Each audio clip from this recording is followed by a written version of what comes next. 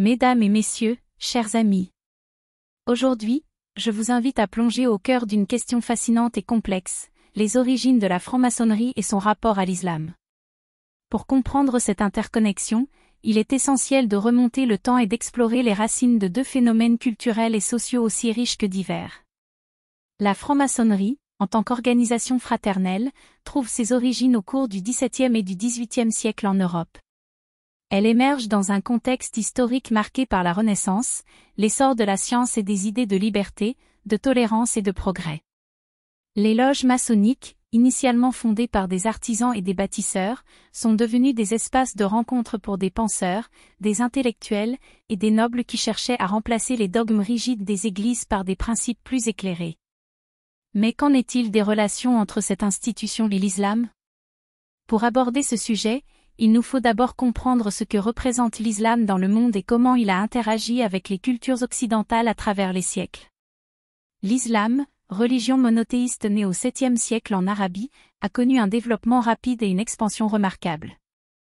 Pendant des siècles, les civilisations islamiques ont été des centres d'apprentissage et de connaissances, préservant et enrichissant le savoir gréco-romain, et produisant des avancées majeures en mathématiques, en médecine, en astronomie et en philosophie. Des penseurs comme Al-Farabi, Avicenne et Averroès ont joué des rôles cruciaux dans le dialogue entre l'islam et la pensée européenne.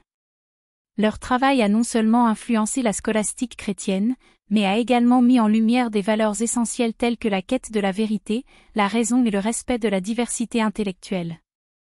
Avec le temps, ce dialogue a pris des formes variées, parfois amicaux, d'autres fois conflictuels. À l'ère des croisades, par exemple, les rencontres entre chrétiens et musulmans ont souvent été marquées par des tensions. Cependant, elles ont aussi conduit à un échange de savoir, à un croisement des idées et, pour certains, à une inspiration mutuelle. La franc-maçonnerie, en tant que mouvement éclairé, s'est nourrie de ces échanges historiques. Les loges maçonniques, en valorisant la pensée rationnelle et en prônant la tolérance, ont souvent cherché à établir un pont entre les cultures. Dans ce contexte, il n'est pas surprenant qu'elle ait intégré des éléments inspirés de la tradition islamique, notamment l'idée de fraternité universelle et la quête d'une vérité transcendante. De plus, certains rituels maçonniques, ainsi que des symboles, portent des références qui peuvent évoquer les traditions mystiques de l'islam, telles que l'assoufisme. Ce courant, qui met l'accent sur la dimension intérieure et spirituelle de la foi, partage avec la franc-maçonnerie un intérêt pour l'ésotérisme, la recherche de la connaissance cachée et l'aspiration à une vérité supérieure. Les similitudes d'approche ont pu favoriser des interactions entre les pensées maçonniques et les philosophies islamiques mystiques. Il est aussi important de mentionner que, dans certaines régions du monde, la franc-maçonnerie a été perçue comme une menace par des mouvements politiques ou religieux qui voient en elle une atteinte aux valeurs traditionnelles. Dans le monde arabe, particulièrement au XXe siècle, des régimes ont associé la franc-maçonnerie à l'impérialisme occidental, entraînant une méfiance à son égard. Cela a souvent brouillé la perception des interactions possibles entre les deux traditions, qui, en théorie, peuvent favoriser la tolérance et la compréhension mutuelle. Aujourd'hui, dans un monde de plus en plus interconnecté, il est essentiel de poursuivre cette exploration des similitudes et des points de contact entre la franc-maçonnerie et l'islam.